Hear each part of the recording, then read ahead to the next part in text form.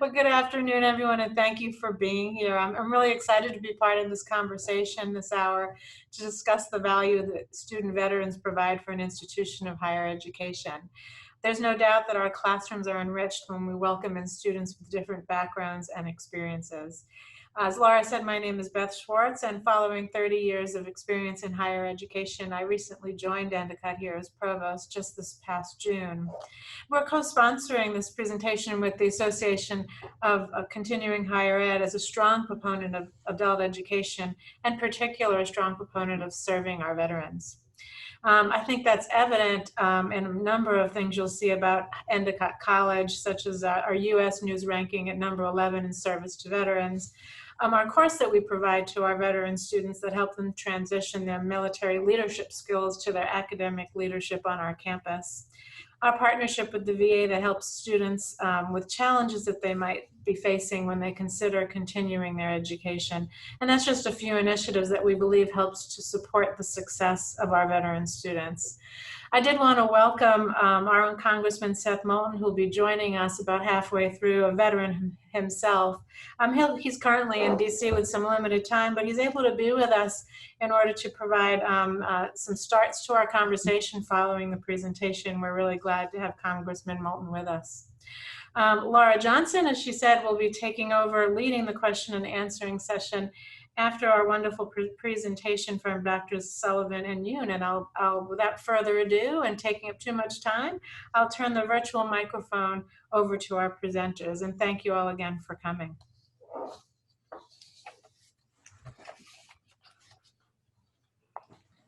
So good morning, I'm Amy Johnson. I am president of the Association for Continuing Higher Education.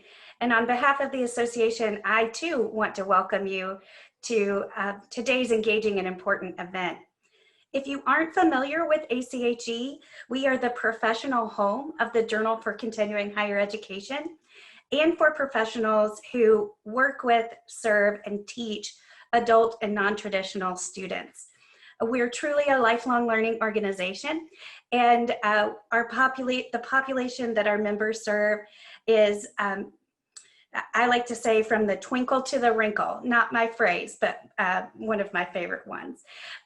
If you'd like to learn more about the association, I'd love for you to visit our website at acheinc.org or attend our annual conference, which is being offered virtually October 11th through the 14th for a bargain price. If you're a member, you can attend for $25. If you're a non-member, for $50.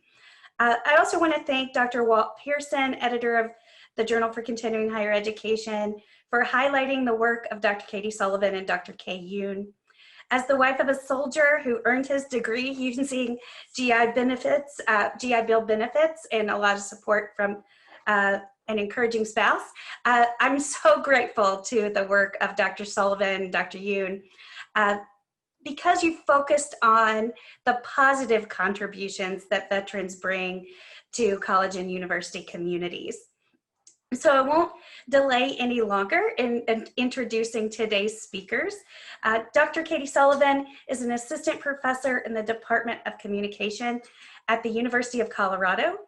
Katie's research concerns the role of branding in contemporary professional life and diversity and inclusion, particularly the intersections between professionalization, gender, and embodiment.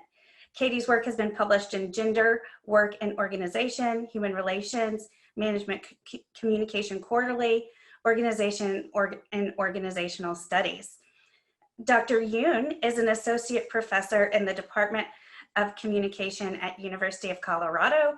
Her research investigates knowledge sharing processes in work teams and organizations with a focus on team cognition and communication technologies.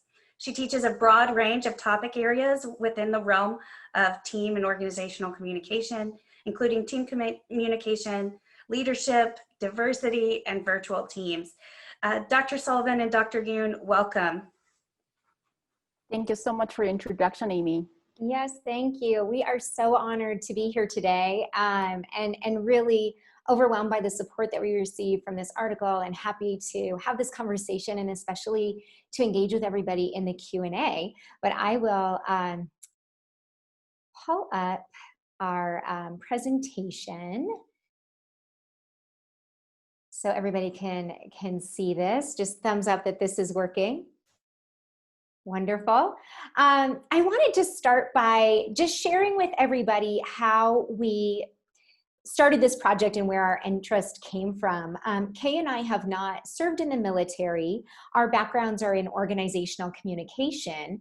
And so we were new faculty at the University of Colorado in Colorado Springs in 2017. Kay and I both transferred into this university after several years at other institutions.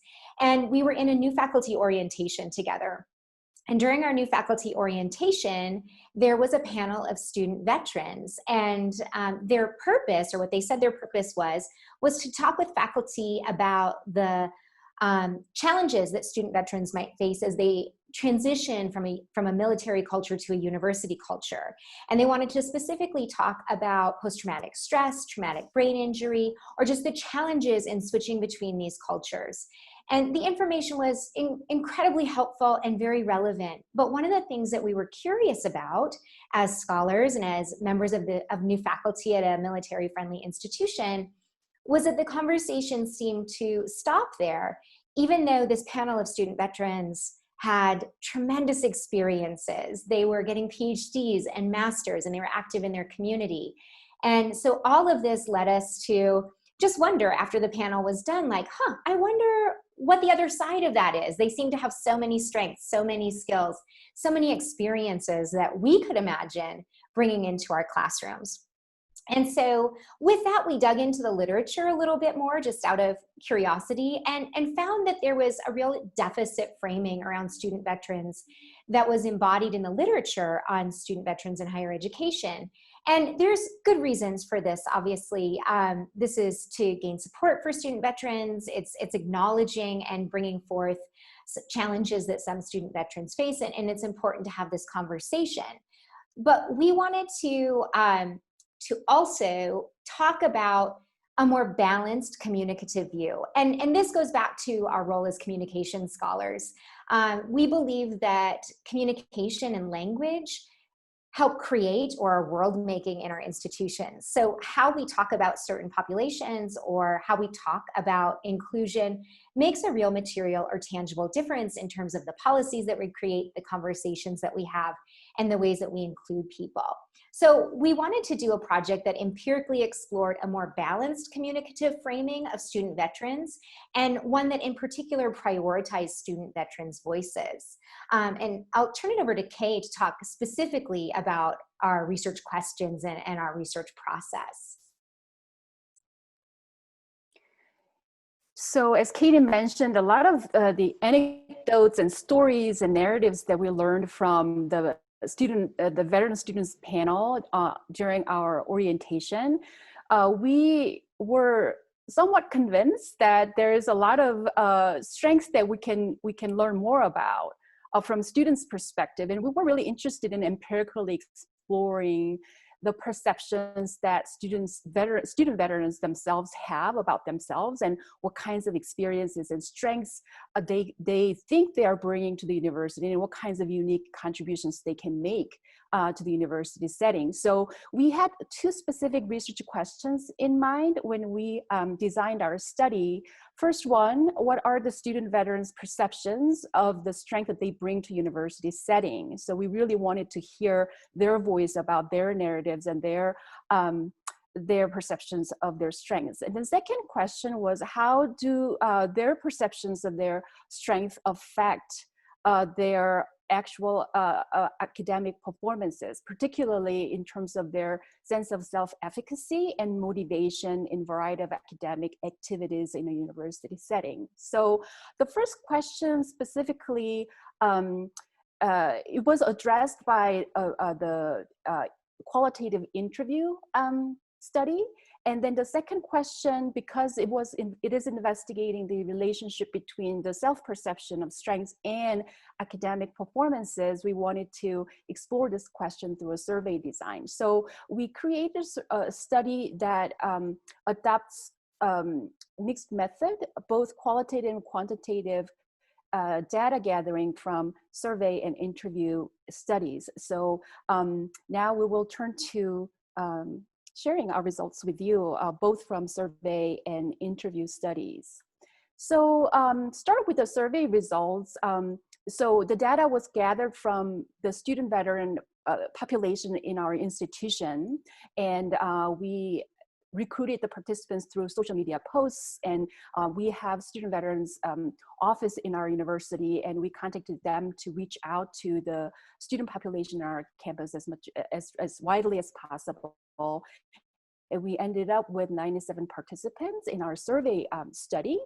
And the survey instrument was designed so that we ask questions related to their perception of strengths that they thought they developed through their military experiences. And then also we developed a questionnaire and set of measures that assess their sense of self-efficacy and academic motivation in university settings. So as Katie mentioned earlier, our current literature on military student veteran population in higher education highly focused on challenges that students experience on campus, as well as the types of supports that they need to overcome those challenges. So it was limited in terms of identifying measures or the conceptualization around students' strengths in the current literature. So we had to kind of dig deeper a little bit to identify what might be the strengths that we can rely on when we design the instrument. So there were a couple of previous studies that identified some strengths, and based on those previous research, we designed the questions around 3 particular areas of strengths that military students may be able to relate to. And those are commitment, discipline, worldview, and connection to others. So when we say commitment and discipline, it refers to the idea that students have strong drive and they learn about how to develop strong willpower, how to power through challenges and difficulties and sustain their motivation. So the commitment discipline refers to those kinds of ideas. And worldview is also identified as one of the strength areas for military students in terms of their exposure and extensive exposure to diverse populations around the globe based on their military service locations. And then also well-rounded understanding about the world, differences or how much heterogeneity that we embody as global citizens, and the existence of differing perspectives and ideas. And then connection to others refers to their ability to work with or lead other people, and being able to connect and engage with larger communities beyond themselves. So these were 3 areas that we relied a little bit on previous literature for, and also designed our conceptualization and refined our conceptualizations around this. And then academic performance measures were obviously self-efficacy and academic motivation. Our results showed that these 3 areas of perceived strengths positively predicted academic performances. So the higher sense of commitment, discipline, worldview, and stronger connection to others positively affected their sense of confidence and self-efficacy and motivation level in their academic activities. So it was a really encouraging result to learn that this perception of strengths actually make a positive impact in their academic performances. So that's the survey results, and then I'm gonna turn it over to Katie to learn more about the results from the interview study. Thanks, Kay. I interviewed 18 student veterans, and we had really, really rich experiences interviewing student vets. They were communicative and willing to really dive into their perceptions of the strengths that they received from their time in the military, for those who were finished, or their current skills that they were developing if they were still active. And one of the key things that came out was that the strengths that student veterans talked about really tracked with our survey findings, which I'll talk about in the next slide. But something that that was unique in the current literature is that student veterans talked about communication as one of their core strengths. So one of the things that we did in the interviews was really to try and map out or get a conceptualization from student veterans about a military style of communication and what this is. And for some of you, this cartoon will really resonate, but a lot of those student vets talked about bottom line up front. And this was really meant to say that the military style of communication was deliberate, it was focused on efficiency, that it came with a certain embodiment, which was really fascinating and interesting to think about. And student vets could talk about what that communication style and that embodiment that came, like upright posture or where one selects to sit in the room, is just a way of being that they transferred in from, if we think of military and higher ed as cultures, from one culture to another. And this came out as something that student veterans brought into their university experience, but in a way that was a bit unexpected. So student veterans did not bring in this military style of communication and leave it as that. They used it as a way to adapt to a university culture, and I'll talk about that in just a bit. But a big part of our interviews was really mapping out this conceptualization of communication in the military so that we could analyze it as one of their strengths. Before I get back to communication, I wanted to talk about 3 other features of key strengths that came out of these interviews. So these interviews were really open-ended, and we encouraged student vets to take the interviews, to take their answers wherever they wanted to. But across these 18 interviews, some really strong themes popped up around diversity, leadership, and drive as key strengths that students received through their military training and brought into the university. So here, diversity is a broad worldview and the ability to communicate with diverse others. And I won't read all of these quotes to you, but you can kind of see an illustrative empirical example that goes along with all of these. Leadership is the ability to mentor others, delegate, or facilitate.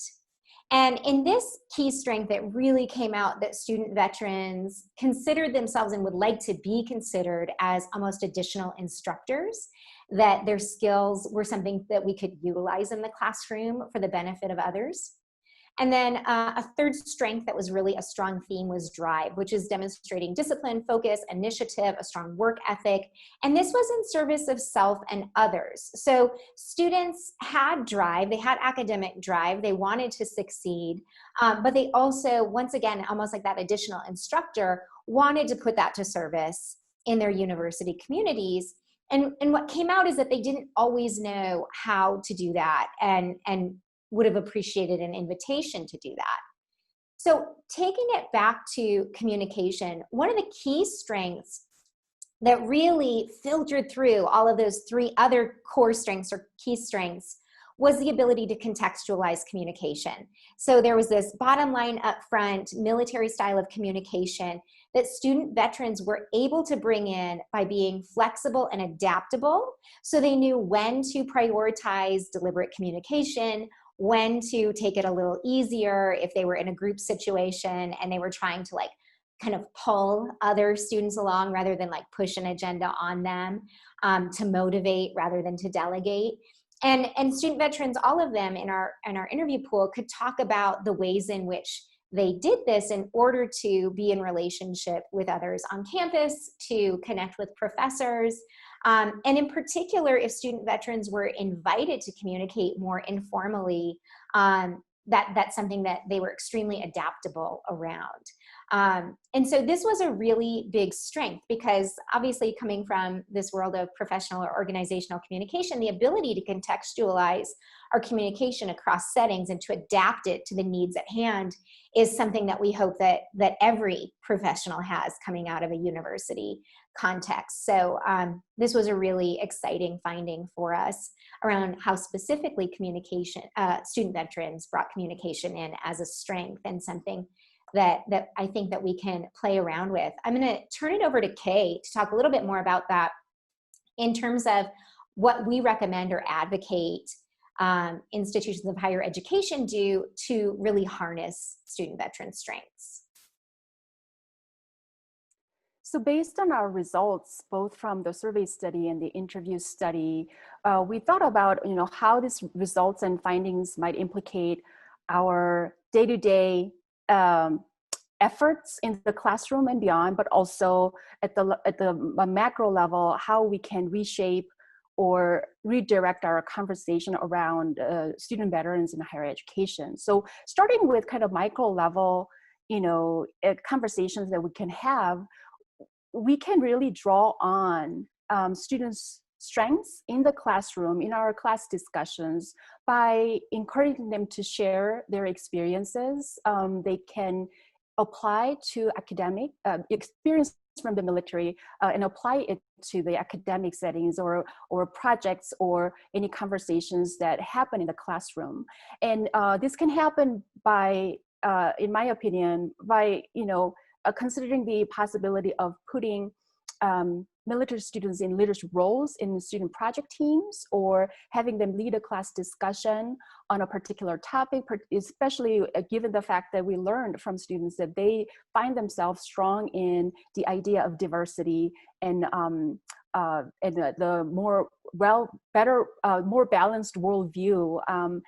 They might do a much better job in the traditional younger students in the classroom in facilitating the conversation around diversity. So there are a lot of small or big things that instructors could do in their interaction with student veterans in the classroom by engaging them and actually taking advantage of their experiences and expertise and unique contributions that they could make in the classroom, and really use them as additional resources in the classroom and for other peers and younger peers in the classroom. And then the second implication that we would like to engage you guys in thinking about is the macro level conversation around student population. As we talked about it earlier, the overall tendency around the conversation about student veterans is frame them as a vulnerable population and focusing on their challenges and the kinds of supports that they will need to overcome those challenges. And an alternative way to think about diversity, inclusion, and socialization efforts for student population in higher education could be including the narratives about their strengths as opposed to challenges and supports for them. Not to say that talking about their challenges and how to support them in overcoming those challenges is not important. There is a need for that, for sure.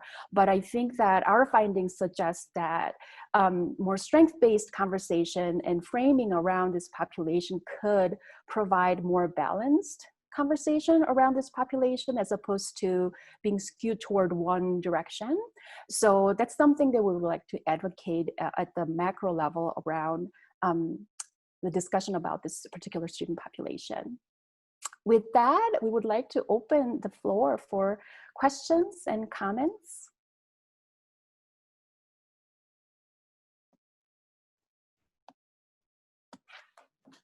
So again, this is Laura Douglas. Please feel free to put your comments and questions. You can either raise your hand for the reaction button on the bottom or put your message in the chat.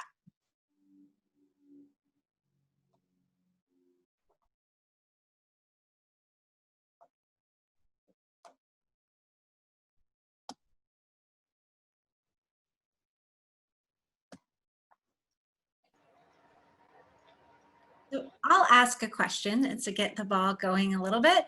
I love this whole idea of changing to strength-based conversations around different populations in higher ed, veterans just being one of them.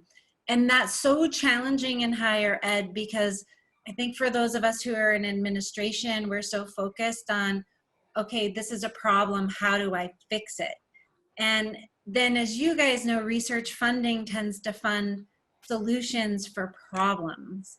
So how can we merge these two worlds in a new kind of way to really get more accurate conversation going? Oh, I think that's a really good question, Laura. And one thing I forgot to mention, and I should, speaking of funding, is that we did have a research grant for this project, and it's interesting how it was funded. It was one of our university systems diversity and excellence grants, and so that one of the ways that we were able to get funding is by saying this is an inclusion topic. This is about how we best include our student veterans on campus. Because one of the things that we noticed is that there was often a separation, at least on our campus, where our student vets felt really comfortable in the student vet offices. They obviously had different lifestyles than your perhaps more traditional 18-year-old students. So they would go home at night and weren't maybe hanging out on campus or doing those things. But there are ways in which we can think about student veterans' strengths as ways to include them on campus.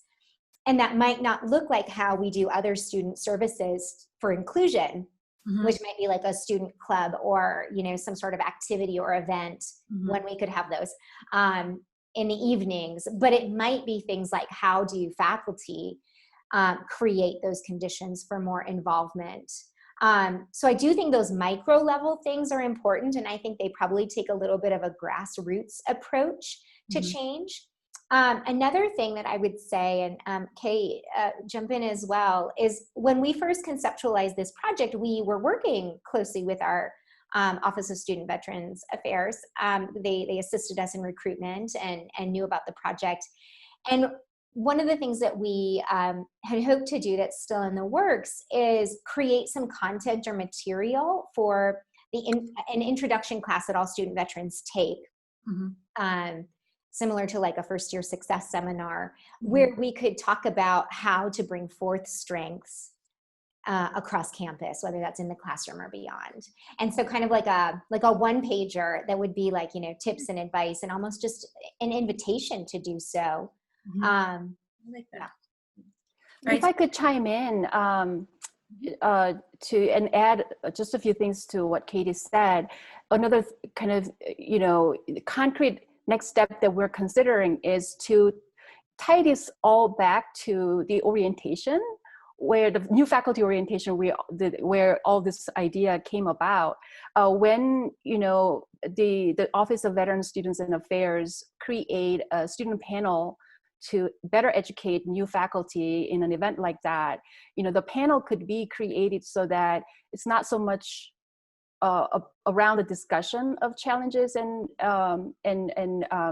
struggles, but the panel discussion could be centered on in what ways they think that they can work with faculty or other students, peer students in the classroom, in what ways those kinds of connections could bring about more strengths that they can translate from their military experiences. And I think that's another kind of area in which we can make a tangible impact. All right, you guys have some great questions coming in. This one is from Christine Babcock. How do we motivate faculty to be interested in learning more about student veterans and what they can bring to the table? We've had several trainings for faculty with very little participation. Yeah, I think that's a big question. And Kay and I have both gone to a few of our trainings on campus because of our interest, and I see the point of that question. I think the participation from faculty was low. And as diversity scholars, we know that mandating trainings does not always work in changing hearts and minds.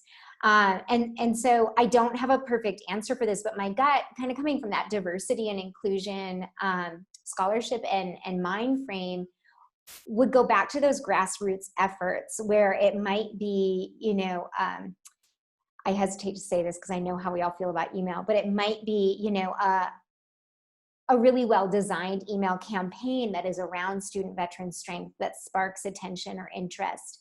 It might be around some materials that could assist a faculty in how to even begin this conversation.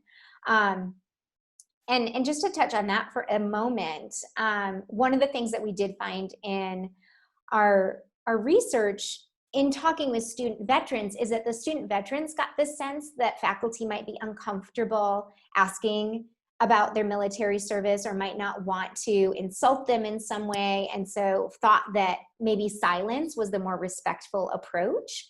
And in our research, in our interviews in particular, student vets didn't necessarily feel that way. They certainly didn't want to be accosted by questions. They didn't want to be called out in situations where maybe that wasn't called for. But training for faculty on like, hey, how do you broach this subject with people?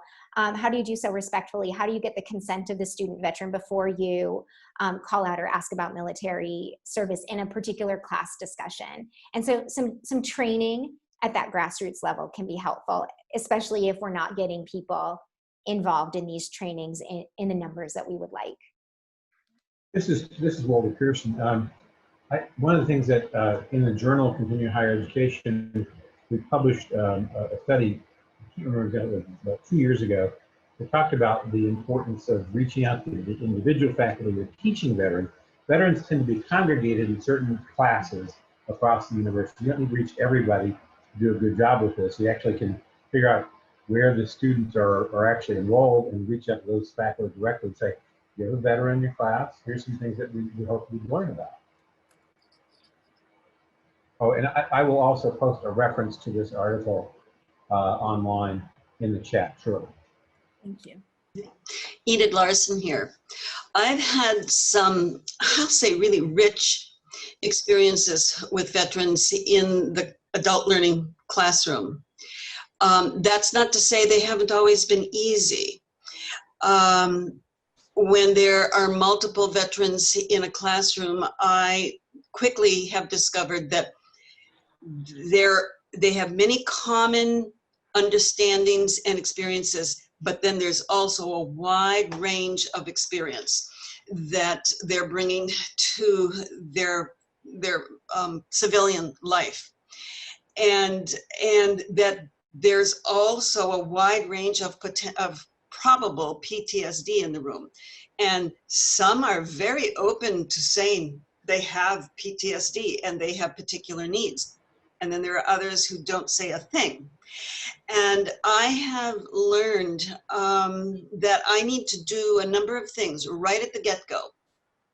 And that is to acknowledge all the students who are in the room and to acknowledge that we also have veterans in the room. It almost always happens that the class at some point, either at the moment or when the discussion gets going, they say thank you for your service. It is becomes so automatic and generous, and that really makes a really huge difference. But it's not something that I facilitate, and as in the concern of calling people out when they maybe really don't need to be called out. But on the more challenging side, and they bring a rich perspective. I have learned a lot that, there are some things I can't do or say because I'm bumping into something that has made me a far more sensitive faculty. On the other hand,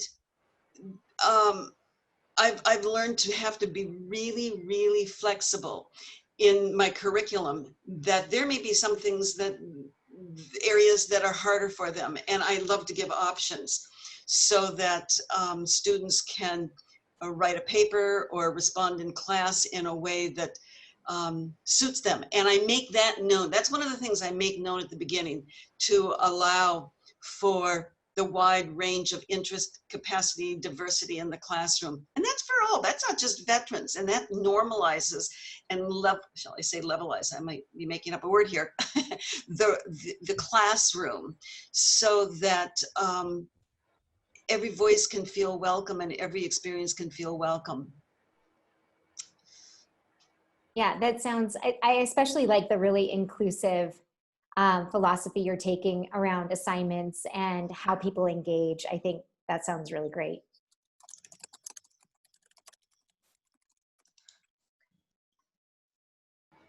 Okay, there's another, there's a good one on advising. I'm scrolling back up to that question. So Brittany Potter asked, did any of the veterans discuss advising practices that would be useful? For example, appreciative advising or intrusive advising? Oh, that's a great question. I'm scanning my memory bank of the interviews to see if that came up around advising. It was not one of the specific questions that we asked, and I'm not recalling anything coming out of our interview data on it. But I think I'd love to hear more about what's behind that.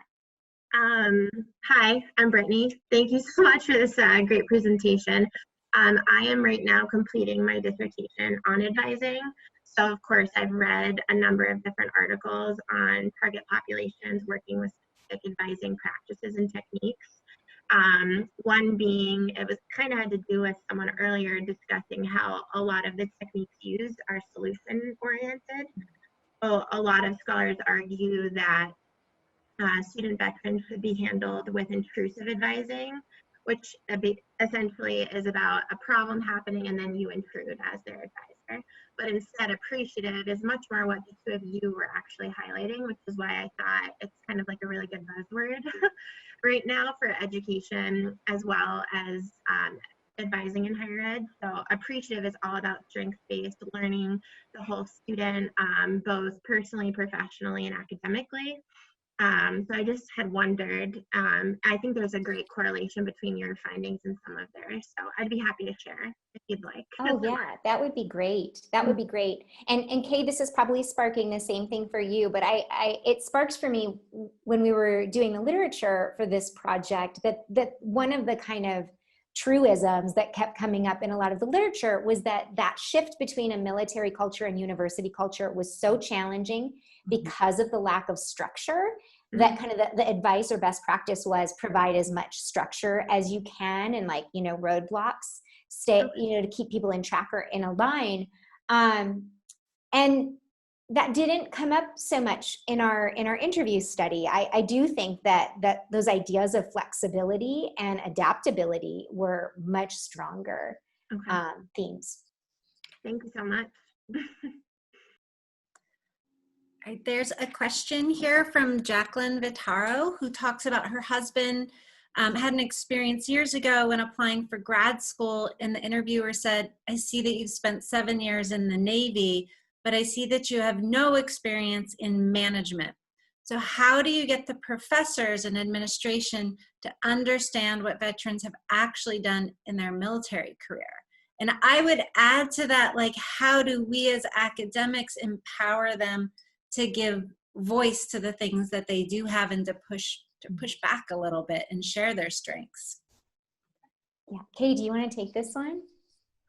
Can you repeat the question? I'm sorry, I misunderstood, I think. Can you repeat the question? Sorry, Laura. Yep.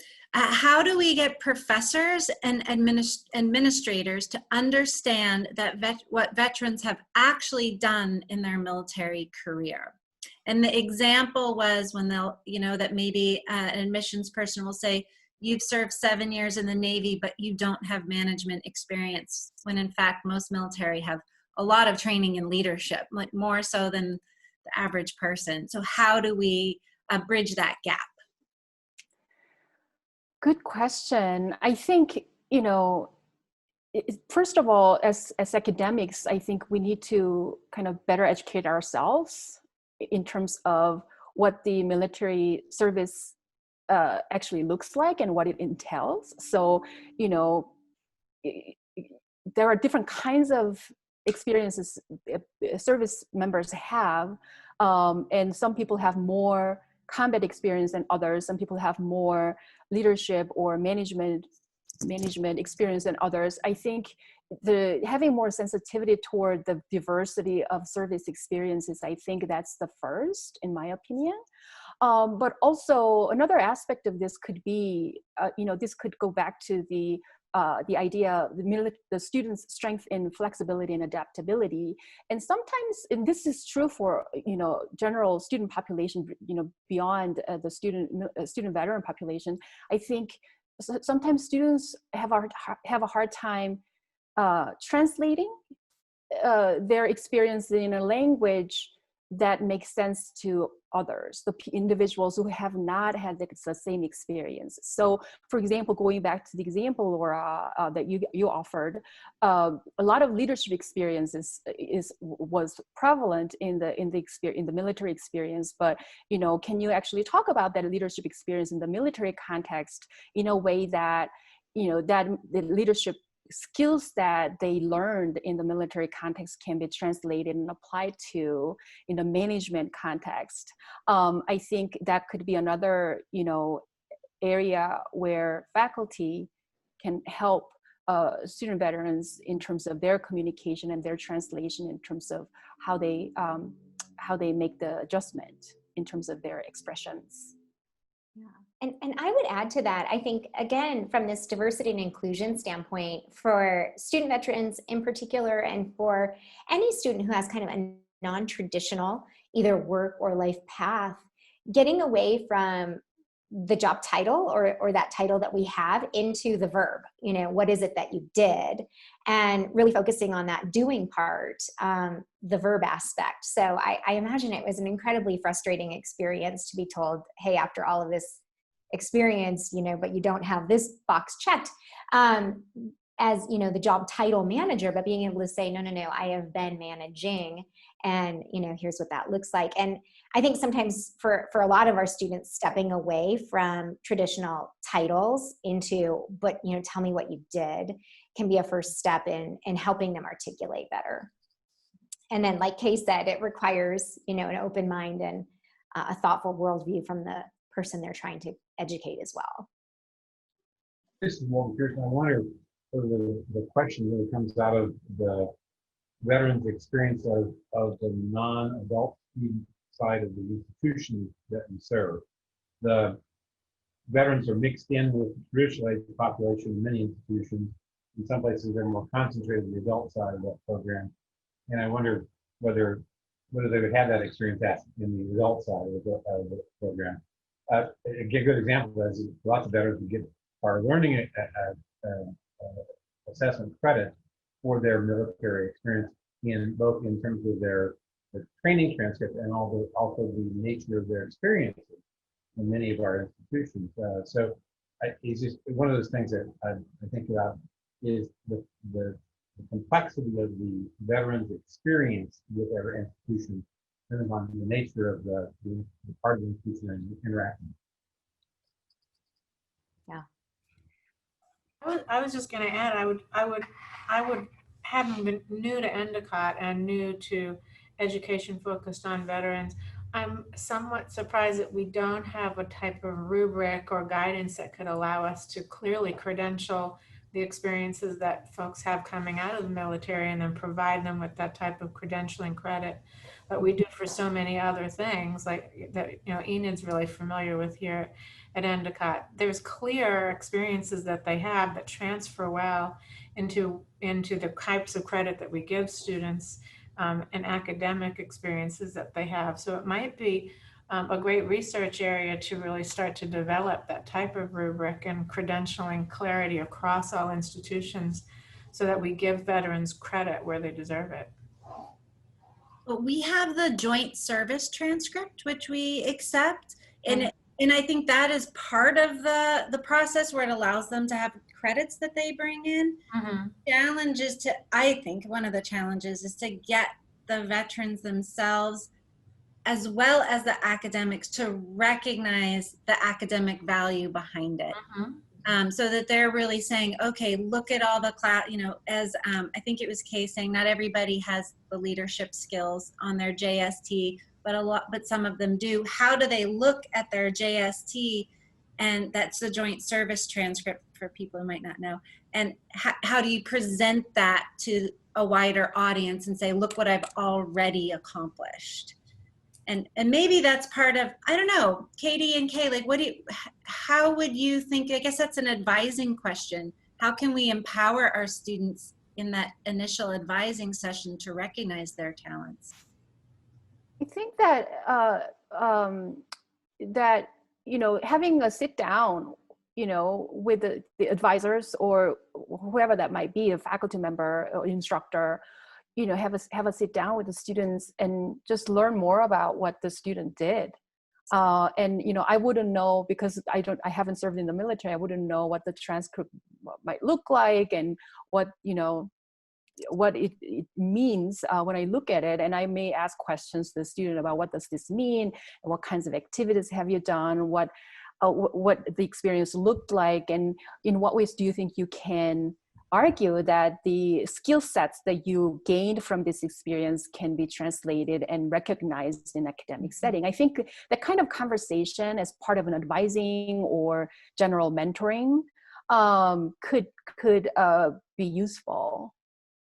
Yeah, absolutely. And a thought came to mind, and it's not fully formed because I'm learning. I wasn't aware of the transcripts or what this might look like either. But, I'm thinking as faculty how, we'll get a letter if a student has a disability accommodation. And I don't see why we couldn't have the same system to get a letter if a student has like particular skills from the military, or, whatever a standardized JST might look like, just to flag for faculty that, like, hey, you have someone in your class who has this breadth of experience based on their time in the military. And that might be a way to also communicate in this strengths-based way. This is Walter Pearson. I just want to say that there is a standard for the Joint Services transcript for its implementation at colleges and universities. Just a question of many universities don't accept that. That's the problem. There are clear standards. If I may. George Trevino. I'm Penn State World Campus Military Advisor. We actually have a dedicated military group. And I see two of my colleagues on here. I'm also a lecturer or adjunct professor here, so I can kind of sort of lend some insight. And I think there's another veteran on this conversation. So the JST, a while back ago, the military branches who do not have a formal community college, which I mean the Air Force, they every year or so they gather up faculty members, and they send us, or whoever gets nominated, to the school site, and it's at that site where they present them. I want to say a best way to say is the curriculum per class. And so they will take that, and these college professors from different colleges will get together and make a decision as to what kind of credits. They then take that analysis, and which is short, it's very brief, and they put it on the American Council of Education. So when you read the JST, you'll see two numbers on the left-hand side. You could pick the course number, or you could pick the actual number, type that in, and a description, more kind of sort of like a course description will come up. Oftentimes what I'm finding when I'm struggling to get students to give any kind of curriculum that they may have had, simply because there's no syllabus. And so a lot of the faculty members who are in this academic mindset will say, well, yeah, but it's a college class, so I need a syllabus to match it to our courses so that we can then give credit. And for institutions that have an accreditation situation where they want to make sure they maintain it, they're very critical as to that. For example, my JST says public speaking. It also says speech. I went through it twice. Yet when I went to my institution, which is not the one I'm working at right now, they made me take speech.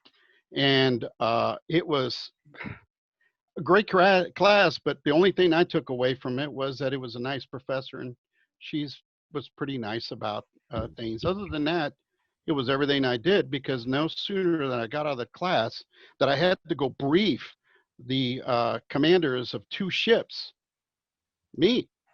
So I was already doing what the class was meant to do. However, the struggle to get institutions to understand that is the hard part. And yes, I saw PLA. We have tried PLA. It comes down to the faculty's decision. So if the faculty still has no understanding of what occurs in a military career or the culture, they will still say that it's tough. Now, some of the things that I had to brief people on were classified. So I can't bring that into an interview with a faculty member or even write that down because it's classified. So there's a lot of issues with the JSTs. I know in our situation, we recently resolved quite a few of them, but can you believe it? Speech is still an issue. So I just wanted to mention that about JST because it seems like a cloak and dagger thing.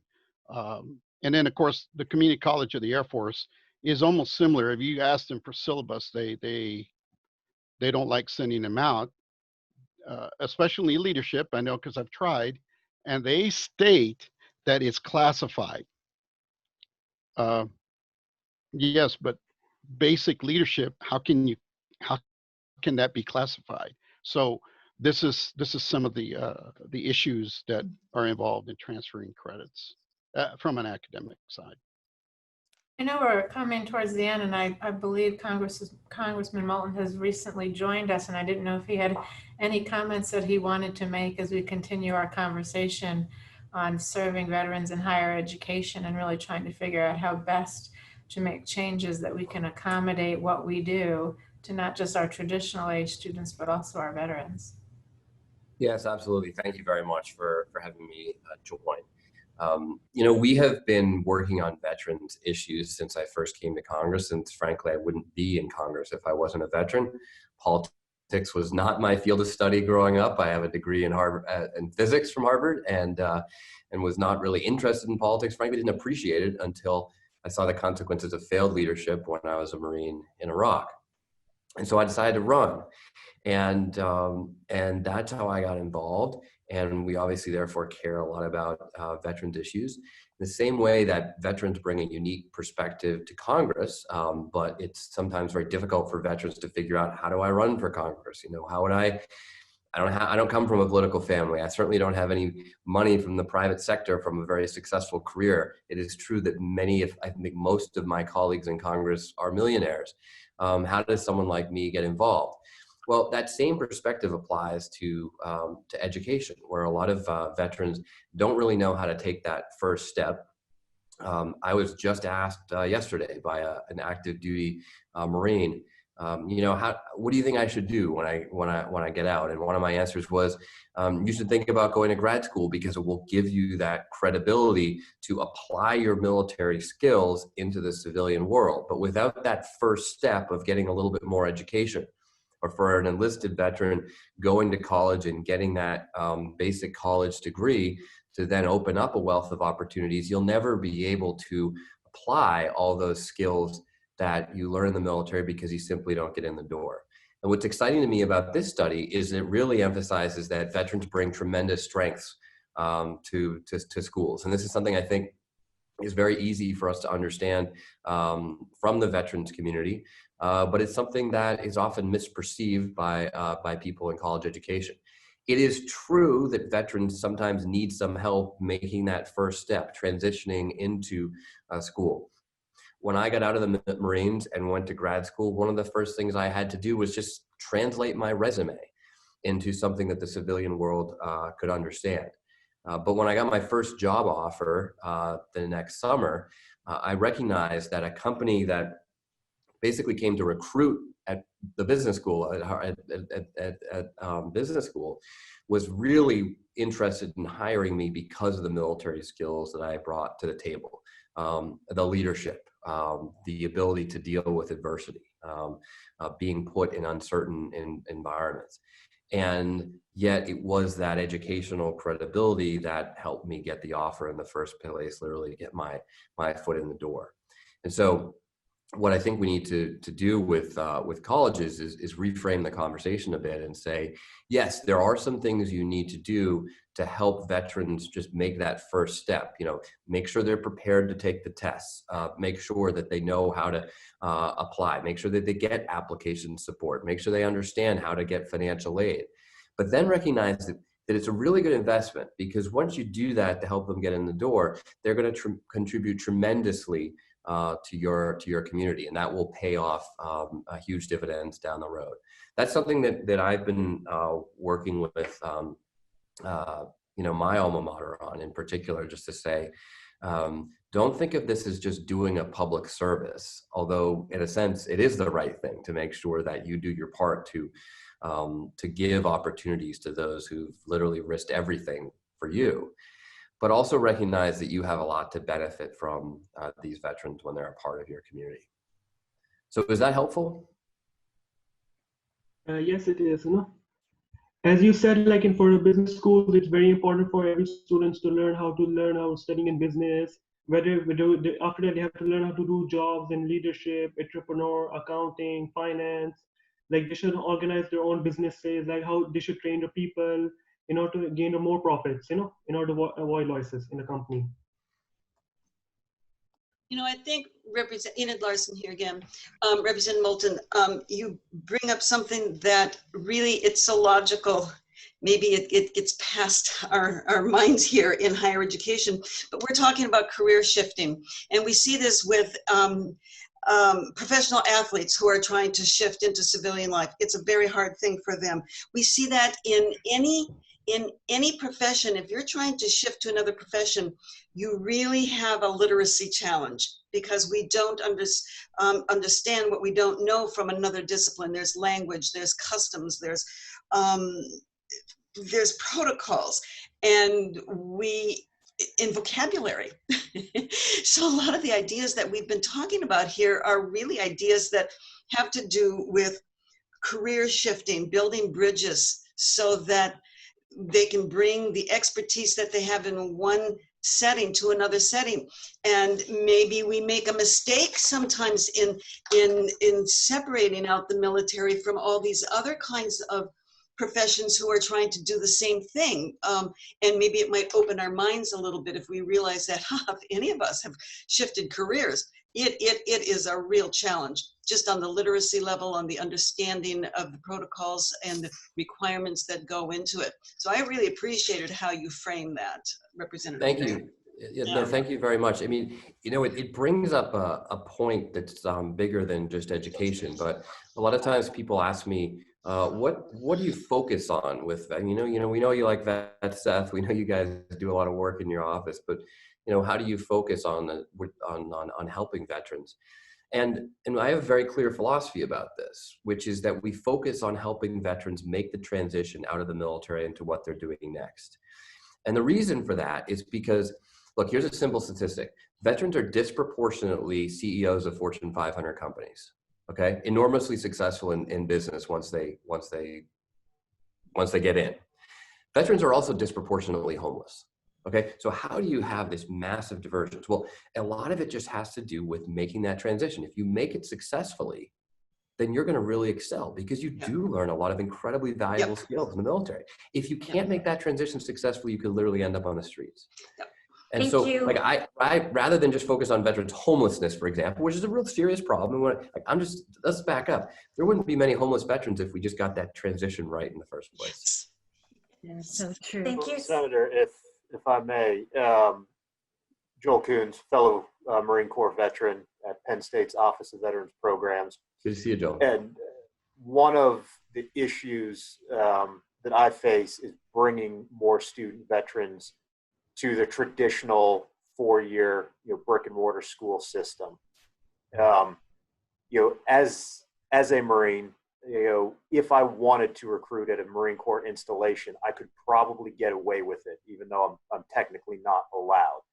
However, for the other branches of service, that's not something we're allowed to do, in response to some of the online schools' more predatory practices. We have been shut out from actual recruiting efforts. And anything we can do to help get access in a legitimate recruiting aspect to the services would be a tremendous help, because then these traditional schools who have the veterans' genuine interest at heart to help them make that transition would be able to go out and engage those veterans prior to leaving the service, you know, at a point where we could say, listen, higher education will be challenging. You haven't used these academic skills for at least 4 years.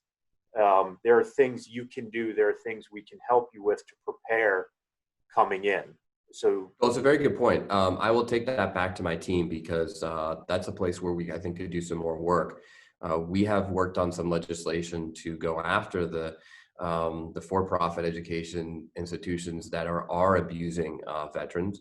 The policy you're referring to in particular is, I think, just a DoD policy. That's not something that we've necessarily pursued from Congress. But the point is, again, let's look at the positive side here and let's figure out how we can help vets. I know when I got out of the Marine Corps, we did not have any recruiting for graduate schools or colleges or anything. We did get a brief on how to apply for unemployment, and that's kind of, you know, just how low the bar is. So Joel, it's a really good point, and I will take that back to the team and see what we can do.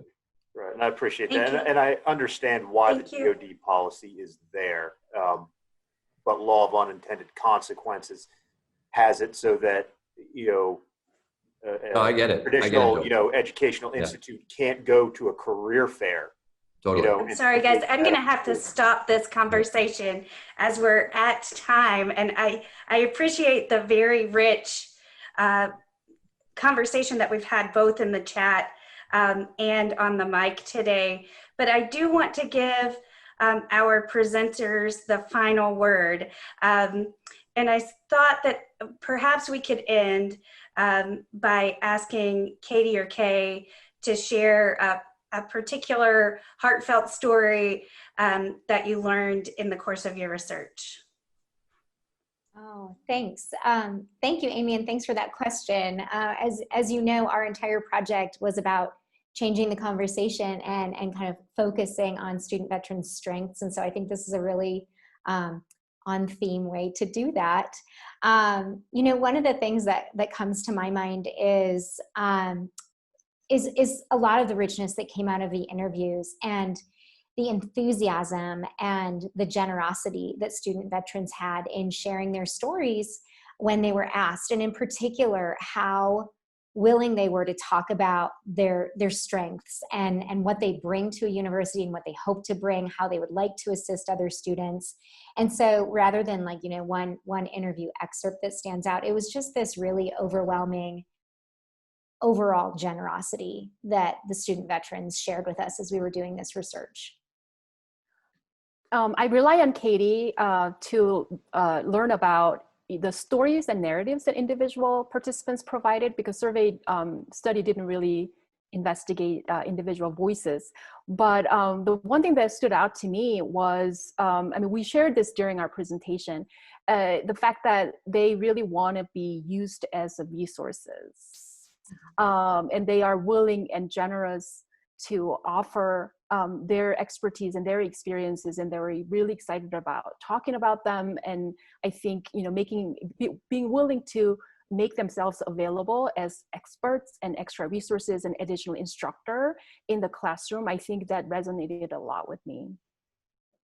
Thank you so much. I want to thank Dr. Schwartz, Dr. Douglas, and the whole team at Endicott College for partnering with us in this effort today. Katie and Kay, I can't say enough about how wonderful this has been as a frame for how we can approach institutionally veterans and harnessing their strengths. This is such important research, so I'm so happy to have you here. And finally, I want to thank Walt Pearson, again, the editor for JCHE, for bringing this important work to the public. And I hope we can put this research into practice in our institutions. Thank you so much. Thank you. Thank you so much. Thanks, everybody. Thank you. So we'll follow up with an email to all participants with a link to the journal so you can subscribe to the journal, find out a little bit more about what's happening there in the Association of Continuing Higher Ed. And we'll be sending that out in a couple days with the link to the video. Thanks, Laura. Yeah, thank you. Thanks, everyone. Thanks, Laura.